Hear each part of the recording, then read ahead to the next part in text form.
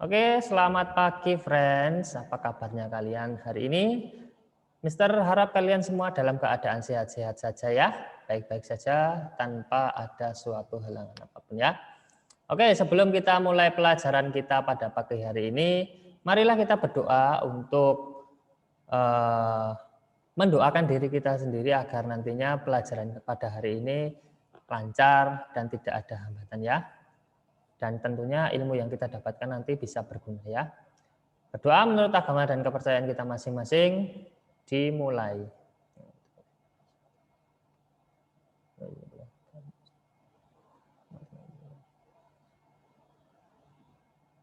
Amin.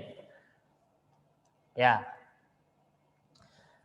Hari ini tema mata pelajaran PPKN dengan materi bahasanya adalah peran tokoh para pendiri bangsa, yaitu para perumus Undang-Undang Dasar Negara Indonesia tahun 1945. Kalian bisa membukanya pada halaman 71 ya. Itu di situ. Tapi nanti Mister akan mencoba menerangkan dari sudut pandang yang lain, tidak dari buku situ ya. Tapi tetap intinya ada di buku situ sama aja ya. Oke, sebentar Mister akan share screen dulu.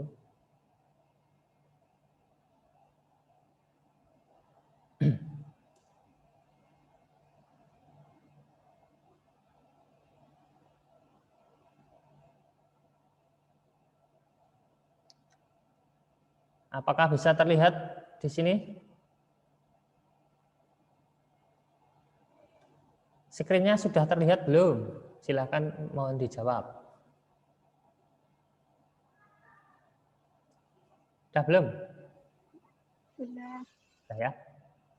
Oke. Oke, Mister mulai ya. Peran tokoh perumus Undang-Undang Dasar 1945. Tapi sebelum itu sama seperti minggu lalu ya.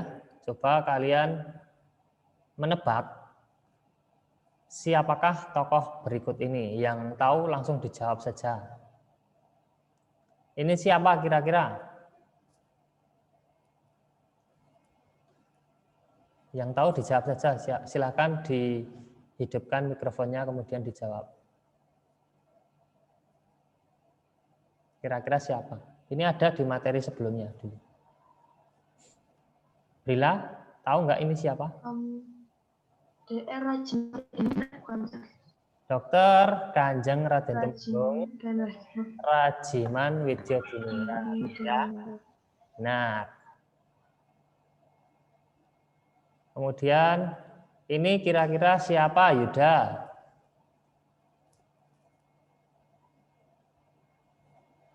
Yud, ini kira-kira siapa? Nggak tahu? Atau lupa? Lupa. Grace ini siapa kira-kira?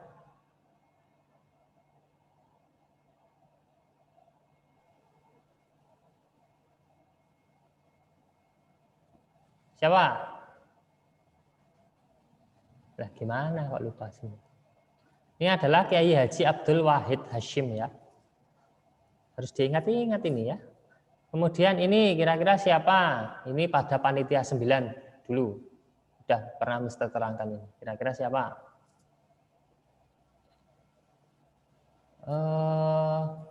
Ziza, siapa ini kira-kira?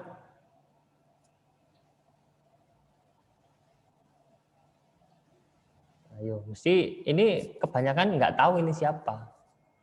Mister yakin. Karena ini tidak terlalu familiar. Ini adalah A.A. Maramis ya. Lalu yang terakhir, ini siapa kira-kira?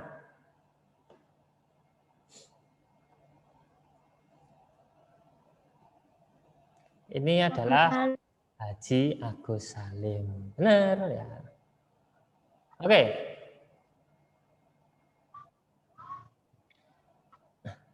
Nilai semangat tokoh perumus Undang-Undang Dasar Negara Republik Indonesia tahun 1945 ya. Yang pertama yaitu tentang Dr. Kanjeng Raden Tumenggung Rajiman Widyadiningrat. Beliau ini adalah sebagai Ketua BPUPKI ya, jangan sampai lupa. Di mana BPUPKI tersebut memiliki tugas yaitu mempersiapkan rancangan Undang-Undang Dasar atau Hukum Dasar Indonesia itu dirancang lewat BPUPKI ini ya. Nah, membentuk panitia yang bertugas merumuskan undang-undang dasar atau hukum dasar itu adalah bentuk tanggung jawab dari beliau, dari Dr. KRT Rajiman Widyadiningrat ya. Kemudian nilai semangat yang beliau tampilkan pada saat memimpin BPUPKI adalah semangat kepemimpinan dalam mengarahkan seluruh anggota BPUPKI untuk bekerja secara bersama sehingga menghasilkan rancangan undang-undang dasar yang penting dalam proses menyambut kemerdekaan Indonesia. Ini tipe ya, Indonesia itu ya. Jadi beliau ini memiliki semangat kepemimpinan di mana beliau memimpin seluruh anggota BPUPKI ya yang berjumlah 60 sekian orang itu ya. Kemudian yang kedua tentu saja ada Insinyur Soekarno, Bapak Proklamator Indonesia dan juga Presiden pertama Indonesia. Beliau adalah sebagai Ketua Panitia Perancang Undang-Undang Dasar, di mana panitia itu dibentuk saat sidang BPUPKI ya, yang pertama, yang bertugas merancang Undang-Undang Dasar. Jadi yang merancang Undang-Undang Dasar itu adalah panitia kecil bentukan BPUPKI yang diketuai oleh Insinyur Soekarno. Nah, di dalam panitia perancang Undang-Undang Dasar itu Soekarno sendiri membentuk panitia kecil lagi, panitia kecil perancang Undang-Undang Dasar untuk merancang pasal-pasal yang ada dalam Undang-Undang Dasar. Jadi di dalam panitia dibentuk lagi sebuah panitia kecil yang tugasnya untuk merancang pasal-pasal, khusus untuk merancang pasal-pasal yang ada dalam Undang-Undang Dasar.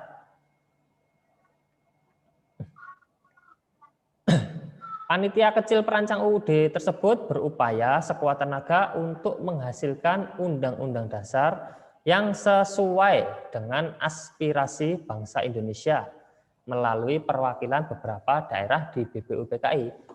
Yang perlu kalian ingat adalah BPUPKI itu adalah representasi atau perwakilan dari seluruh daerah yang ada di Indonesia. Jadi anggota-anggotanya tersebut berasal dari daerah-daerah mana saja. Tidak hanya di satu daerah, tetapi banyak daerah di situ ya. Kemudian tentang nilai semangat beliau yang ditampilkan adalah kepemimpinan, nasionalisme atau kebangsaan, kemudian ada rela berkorban, dan semangat untuk menjadi bangsa yang merdeka. Beliau adalah contoh figur orang yang selalu semangatnya itu selalu berkobar-kobar ya untuk menjadikan bangsa Indonesia itu menjadi bangsa yang mandiri, merdeka. Jika kita tadi membahas Insinyur Soekarno, maka kita juga harus membahas wakil presidennya ya, yaitu Dr. Andes Muhammad Hatta. Tidak afdal membicarakan Insinyur Soekarno tanpa Muhammad Hatta. Beliau adalah sebagai Ketua Panitia Ekonomi dan Keuangan. Beliau juga yang berperan dalam merumuskan ketentuan pasal-pasal tentang landasan pokok ekonomi dan keuangan negara Indonesia. Beliau ini dulu pernah mengenyam pendidikan di negara Belanda dengan jurusan itu ekonomi. Jadi kecerdasan beliau itu dianggap sangat mumpuni untuk menjadi Ketua Panitia Ekonomi dan Keuangan.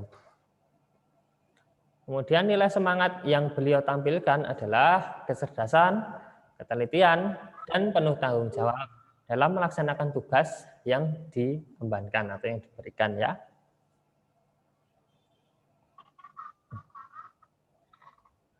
Lalu ada juga Kiai Haji Wahid Hashim. Beliau ini adalah salah satu tokoh organisasi keagamaan Nahdlatul Ulama atau NU ya. Bagi yang beragama Islam tentu sangat familiar dengan NU.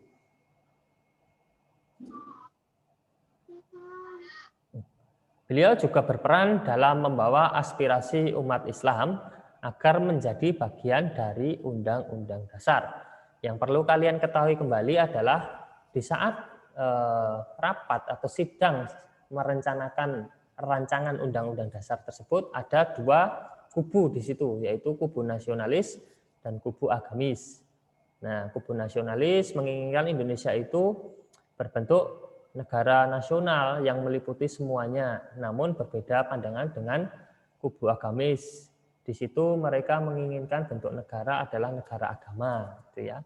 Namun perbedaan pendapat tersebut tidak menjadikan mereka saling bermusuhan, justru mereka tambah semangat, tambah kompak dalam merumuskan bagaimana bentuk negara nantinya.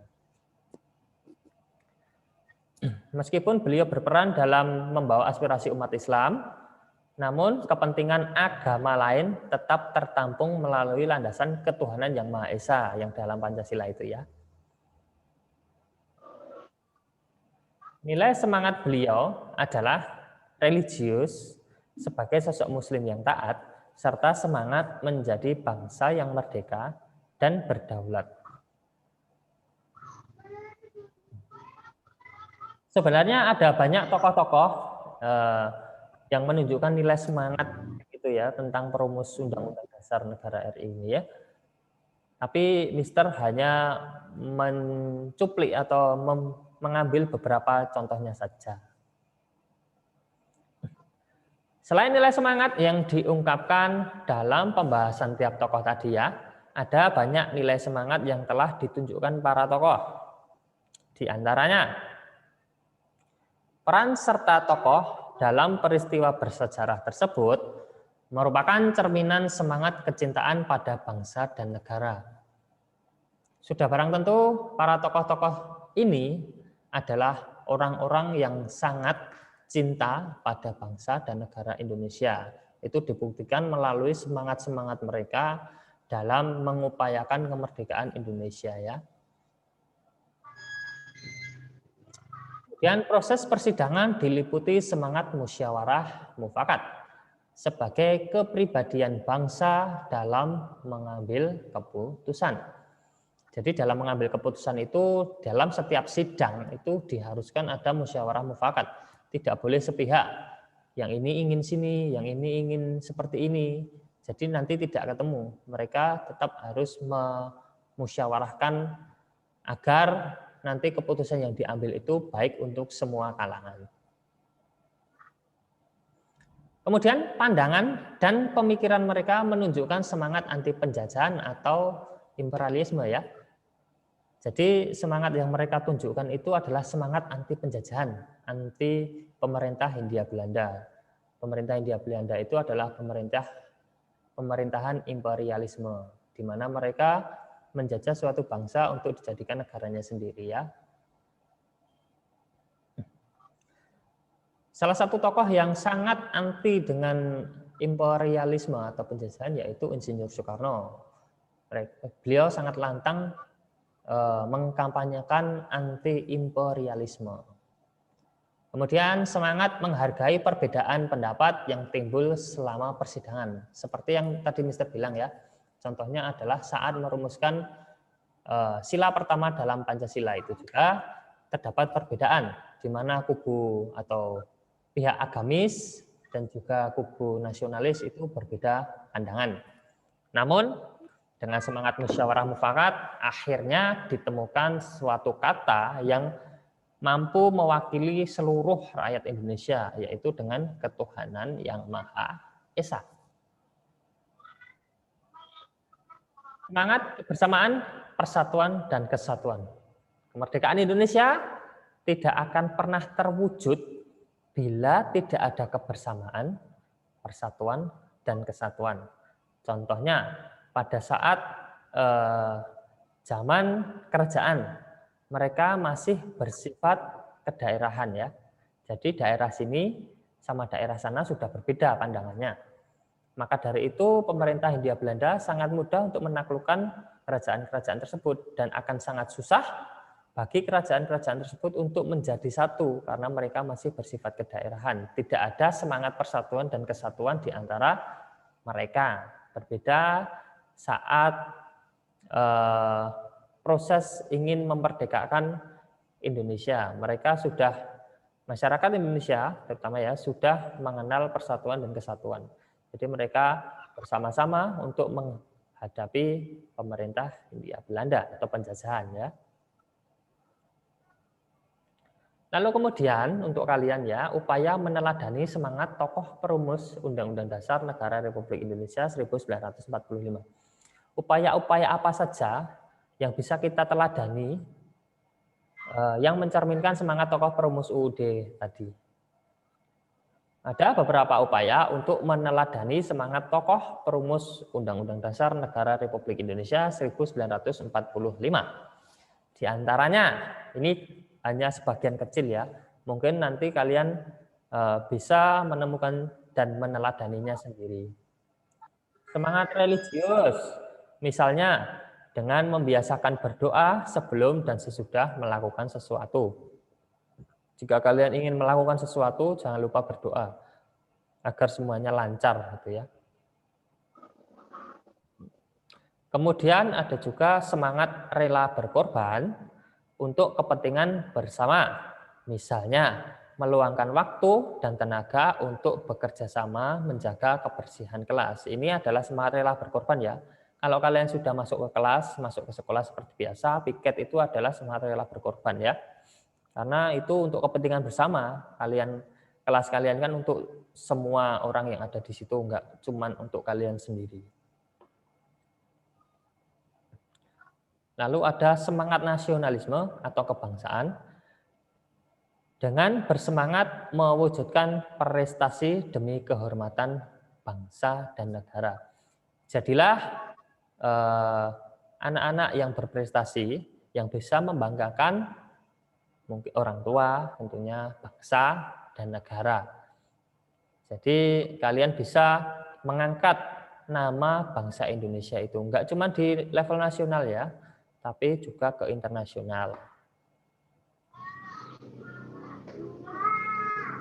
Lalu ada juga semangat persatuan dan kesatuan yang diwujudkan dengan tidak menyebarkan berita bohong atau hoax. Berita bohong atau hoax ini pada akhir-akhir ini ya, tahun-tahun belakangan ini adalah sebuah fenomena yang sering sekali terjadi. Apalagi dengan perkembangan ilmu pengetahuan dan teknologi, hoax ini bisa sangat cepat menyebar. Jadi untuk meneladani semangat tokoh perumus UUD, kalian harus menjadi anak-anak yang anti terhadap hoax ya. Jadi jangan pernah menyebarkan berita bohong sekecil apapun itu ya. Lalu ada juga semangat kepemimpinan dengan membiasakan berperilaku adil. Ingat, jika kalian tidak bisa berlaku adil, maka kalian belum bisa meneladani semangat tokoh perumus Undang-Undang Dasar. Kita sebagai pribadi, kita sebagai manusia sosial ataupun manusia yang individu ya, kita juga harus bisa berperilaku adil terhadap sesama.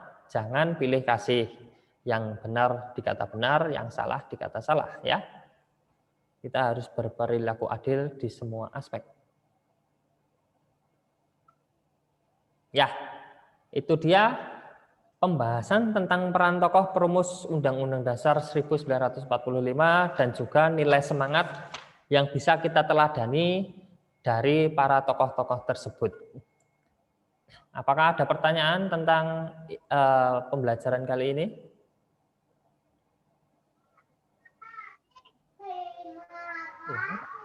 Ya, Kak, ada pertanyaan dulu nggak tentang peran-peran tokoh tersebut tadi? Kalau ada silakan bertanya.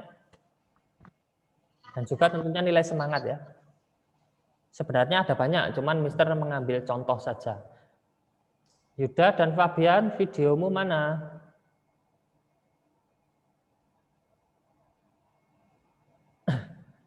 Yuda, nah, jangan dimatikan hidupkan, matikan hidupkan. Nanti saklarnya dol. Ya, ada pertanyaan dulu Kak tentang peran tokoh tersebut. Di buku memang tidak ada. Mister hanya menyiapkan materi ini untuk menambah wawasan kalian. Nanti akan Mister berikan PowerPoint-nya sebagai tambahan ilmu untuk kalian baca-baca ya di rumah. Seperti itu. Yuk, ada pertanyaan Kak? Tugas ada? Nah, ya ada. Ada, tenang aja pasti ada. Ini adalah materi terakhir PPKN ya. Minggu depan kemungkinan akan ada kuis. Habis ada kuis, nanti kemungkinan ada review dari bab 1. Nah, setelah itu PPKN sudah selesai kan, tinggal persiapan saja UAS atau PAS ya. Tugas ada, nanti tugas dikasih. Ada pertanyaan dulu enggak? Anda, ada yang mau ditanyakan? Tadi kan agak telat ya. Enggak mau? Enggak mau, enggak ada. Yakin? Enggak bingung ya? Oke, tugasnya ya.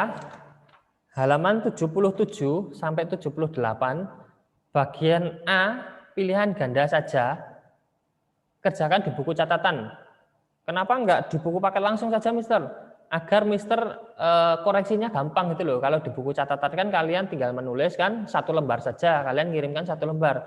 Kalau di buku paket kan 2 lembar, nanti Mister harus buka ini, itu baru 1 orang. Gitu ya. Tuliskan di buku catatan saja. ABC-nya saja. Kalau sudah nanti boleh kalian salin di buku paket untuk kalian belajar gitu loh. Yang dikirimkan yang di buku paket yang di buku catatan, sorry. Yang dikirimkan yang di buku catatan saja. Nanti Mister kirimkan linknya. Yang pilihan ganda saja. Fabian, videomu mana? Yang pilihan ganda saja. 1 sampai 10 tok loh itu. Jangan sampai bawah. Oke? Yang PPA kemarin sudah mengumpulkan semua? Ya. Nanti Mister cek lagi kalau sampai ada yang belum. Awas ya. 1 sampai 10 Novi, 1 sampai 5 enggak. Yang pilihan ganda saja.